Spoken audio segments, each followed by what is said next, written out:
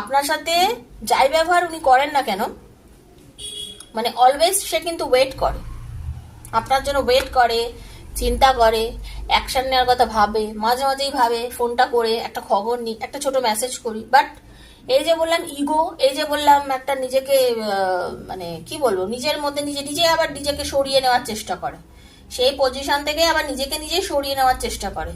যতই কষ্ট হোক, যতই আমার দুঃখ লাগুক, আমি ওর সঙ্গে যোগাযোগ করব না, আমার ওর সাথে যোগাযোগ করব না, আমি যোগাযোগ না করে বেশ আছি, ভালো আছি, আমার কি দরকার, দরকার হলে ও করবে। মানে মাথার মধ্যে সর্বক্ষণ এগুলোই ঘোরে তার, ঠিক আছে?